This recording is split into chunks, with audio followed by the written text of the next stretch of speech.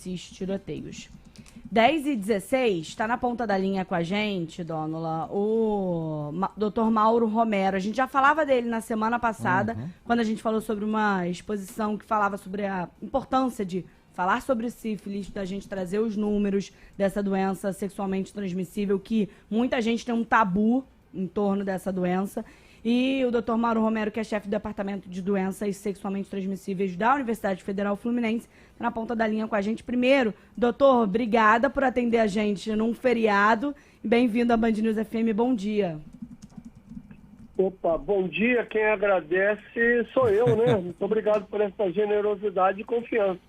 Ô, doutor, muito bom dia, seja bem-vindo. Mais uma vez honrado e grato pela sua presença no feriado.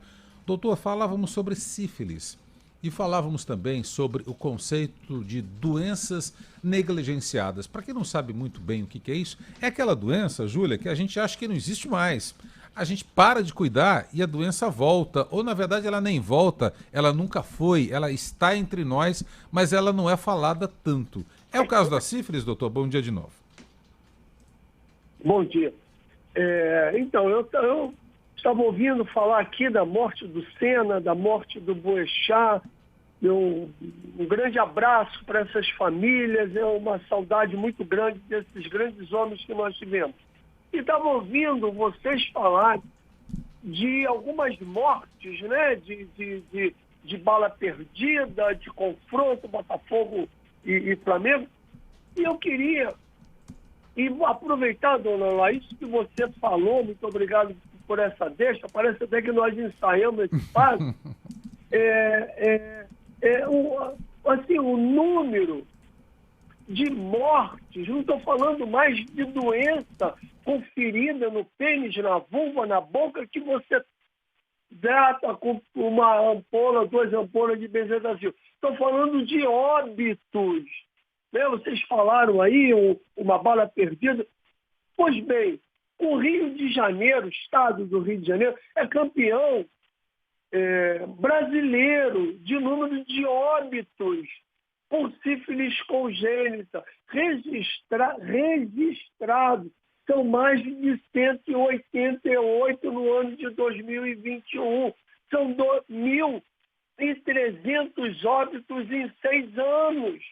Óbitos perfeitamente evitáveis, diferente daquela coisa do acidente do Boechat, do acidente do Ayrton Senna, com 1 ou 2 exames de sangue para sífilis, com 2 ou 6 ampolas de benzetacil, a gente trata uma gestante e inibe uma doença que foi descrita em 1530, que nós temos medicação, dona Ágata, desde 1940, sem nenhuma resistência. Nós temos testes para sífilis desde 1900.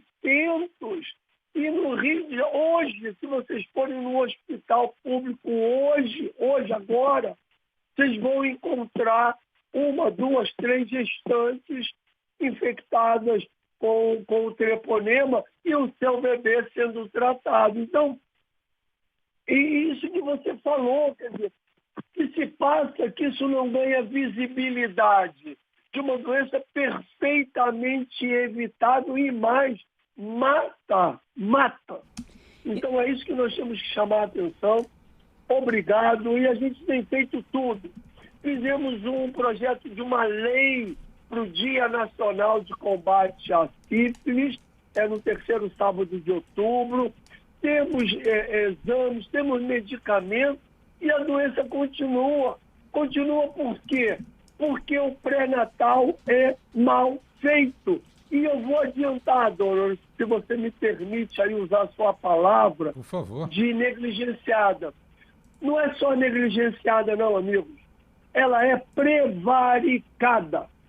Prevaricação é quando o órgão público sabe do problema, tem condições de resolver o problema e não resolve.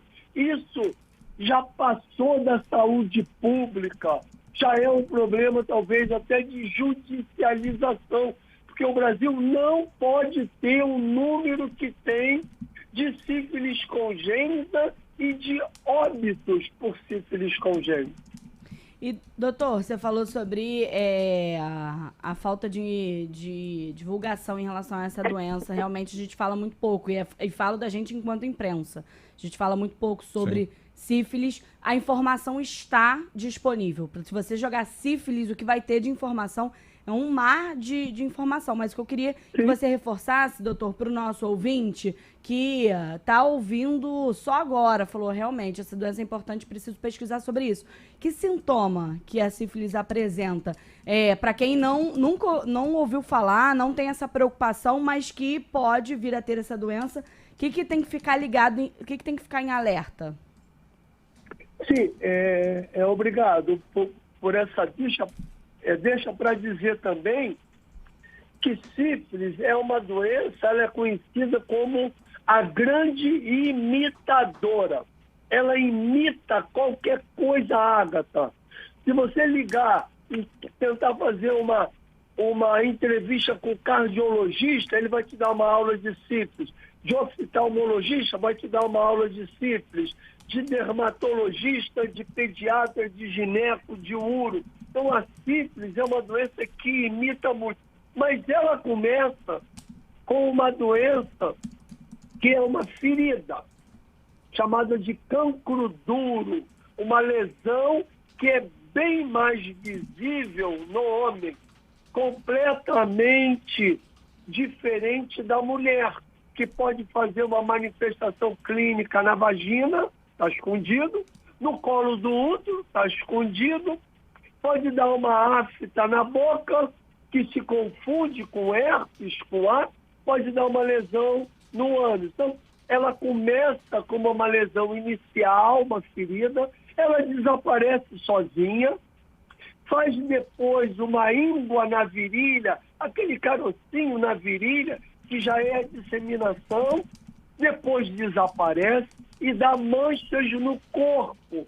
Muitas vezes o paciente chega, doutor, eu estou com mancha no corpo, já tomei antihistamínico, já tomei antialérgico, não melhorou, e você olha, você vê, é um quadro de rodela sífilis. Queda de cabelo, ou evoluir, chamado alopécia, rarefação do terço distal de sobrancelha.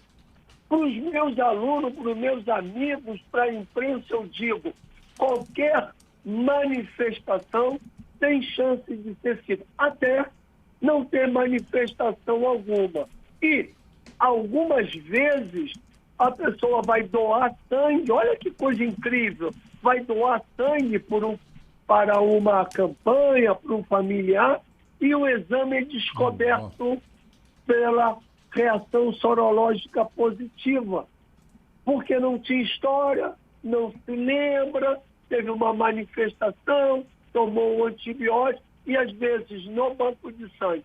Para dar um exemplo, a média de positivo para sífilis em bancos de sangue, sem que a pessoa diga da sua história clínica, é de mais ou menos 4 a 5%. Ou seja, a cada 100 bolsas de sangue tem inaptidão por sífilis, cerca de 3 a 5%. Vai variar do banco de sangue. Tem estudos até de 7%. Então, sífilis é a grande imitadora e até pode não ter classicamente qualquer manifestação e você ser diagnosticado por um exame de rastreio. Por isso que no pré-natal, assim que a gestante chega no posto de saúde, ela deve se submeter a um teste sorológico para sífilis. Doutor, a gente falava agora há pouco sobre o Ayrton Senna, me reportei aí a minha adolescência, os meus primeiros anos de juventude, e Ágata, Júlia, o doutor vai se lembrar muito. Eu e o doutor temos mais ou menos a mesma idade. A nossa adolescência... Eu sou um pouco mais velho. Doutor, a nossa adolescência foi muito impactada pelos nossos grandes ídolos que visivelmente padeciam de uma doença até então desconhecida, que era a AIDS. Então, quando nós estávamos entrando na nossa fase, sabe, Júlia e Agatha, de maturidade sexual, falou, opa, pera um pouquinho, eu tenho que usar camisinha. Porque realmente isso nos assustou sobremaneira naquele momento. Doutor, hoje com os tratamentos, nós não temos aquela imagem dos portadores do vírus que para nós foi muito chocante. Será que por conta disso, doutor, de repente pode ser um engano da minha parte, mas eu queria ouvir muito a sua opinião. Será que a sociedade baixou a guarda quando se fala de DST, de doença sexualmente transmissível, porque já não temos o choque que tínhamos antes? Olha, isso é um papo que daria um filme, sabe? Daria um filme, porque é uma verdade isso que você falou. Ficou um pouco mais banalizado. O uso de camisinha talvez nunca tenha sido tão grande como é agora. Porém, quando você vai entrevistar, consultar as pessoas de DST, elas dizem, doutor, eu usei sim. Aí eu pergunto, de 0 a 100, quantos por cento você usa? Uso 70, 80, com a minha namorada fixa eu não uso, com o meu parceiro fixo eu não uso. Aí vai numa outra relação, usa na primeira vez, não usa na segunda. Aí, para essas doenças, o uso tem que ser em 100%. E mais, muitas das vezes, a pessoa usa, e às vezes até o paciente, a pessoa fala, doutor, eu encapo sempre, mas a doença pode ser transmitida pela boca. Pelo início da atividade, daquele pré-jogo, né? Aquele bate-bola ali, no aquecimento, e tendo ferida vai. E outra coisa, só um parênteses, que hoje vocês forem fazer uma matéria sobre HIV, sobre AIDS, em serviço como o da Fiocruz, que é um baita serviço de referência no Emílio Ribas, em São Paulo, você vai encontrar, sim, pessoas bem acometidas com aqueles quadros graves, sabe? Aqueles quadros graves que ficou mais fácil a gente falar isso no dia a dia, mas a doença existe. E se você me permite, eu pensei que você ia falar quando você falou do filme, num jogador de futebol chamado Heleno, do Botafogo. Sim. Que era um craque, tem um filme que era para ganhar Oscar, o Rodrigo Santoro, com certeza é um ganhador de Oscar, porque quando ele interpretou o Heleno, no filme Heleno, que morreu de sífilis porque não tratou, é uma obra linda. Pena para mim, tá? Pena para mim, que o filme não explorou esse lado sífilis do Heleno, que morreu no sanatório de sífilis tardia em Minas Gerais, que era um jogador de futebol muito bonito, morava no Copacabana Palace. Dizem que talvez fosse um Pelé, mas ele morreu cedo. Então, sífilis é uma doença que engana. DST ou IST, infecções sexualmente transmissíveis, são doenças que enganam. Daria um programa aqui, olha a palavra que eu vou falar, sobre tricomoníase, tricomonas vaginales, que talvez seja a DST mais prevalente no mundo. É um parasita que acomete basicamente mulheres, mas que transmite para homem. Clamídia trachomatis, que causa entupimento das tubas uterinas, uretriz, e isso não é um problema de Rio de Janeiro, de Baixada Fluminense ou Niterói. Isso está acontecendo no mundo. No mundo. O número de DST no mundo não está diminuindo, está aumentando. Talvez eu diga, tentando responder, é o número de aglomeração. Antigamente você ia na zona do Mangue e ali tinha prostituição. Você ia na Vila Mimosa e ali tinha prostituição. Hoje você tem prostituição no mundo inteiro. tem marcador de encontro. Se você for entrevistar as pessoas, estou falando jovem não, as pessoas como um todo, 4, 5, 6 relações na noite, 7 encontros.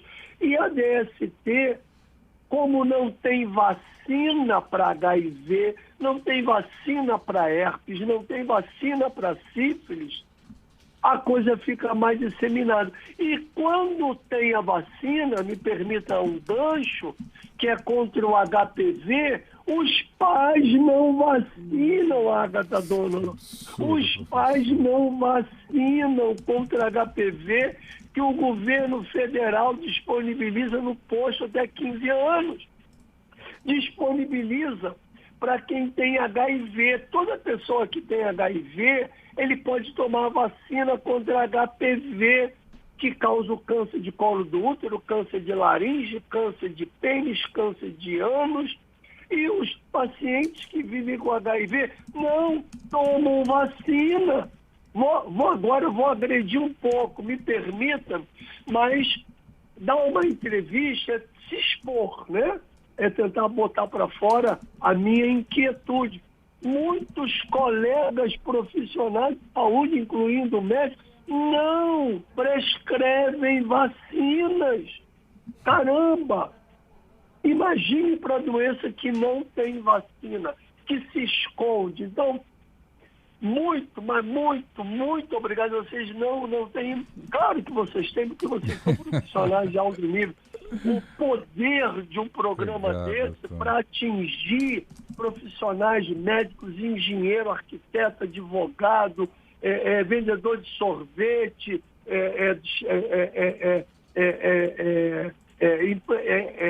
pessoas trabalhadoras do lar, motoboy, motorista de aplicativo que pode estar ouvindo no rádio agora. Então, é de uma penetração muito grande. E a gente acaba disponibilizando também, né? Então, é uma oportunidade grande estar falando para vocês. Doutor. É um tema que a gente tem tentado tudo e eu não estou inovando nada, porque Rembrandt pintou sífilis, Toulouse-Lautrec pintou sífilis, Edvard Munch pintou sífilis, e eu recentemente imitei um quadro lindo de Picasso, que é Guernica, e fiz o que eu dei o nome de Guernigênita. Eu peguei aquelas minhas inquietudes, aquelas minhas tempestades, e peguei os fetos, fotografias de feto morto, placenta, nariz em cela, criança cega por sífilis, e botei num quadro, numa obra que está numa exposição sobre sífilis na Associação Médica Fluminense, que é mais uma forma de falar sobre o tema. Chico Buarque, no Fado Lusitano, fala que nós herdamos o sangue dos lusitanos e a sífilis também. Professor? Drummond fala sobre sífilis. Ramalho, na música A Vila do Sossego, diz: o meu treponema que não é pálido e nem viscoso.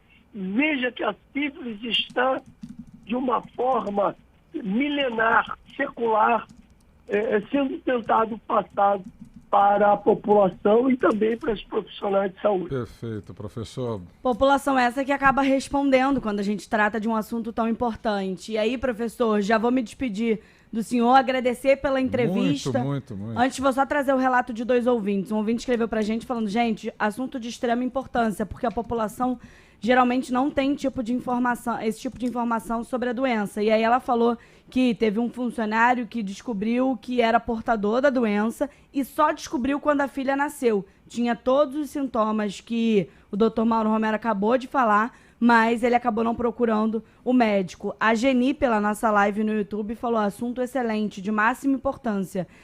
Aí falou sobre o senhor, que o senhor é um senhor profissional e um lutador da causa. O Flávio também falou sobre a aula que o senhor acabou de dar, e a Patrícia também parabenizou pelas informações. Obrigada, doutor Mauro. Então, acho que no final das contas a gente conseguiu atingir uma parcela boa com muita informação. Obrigado, doutor. Um grande abraço para o senhor. Obrigado pela Obrigado, atenção.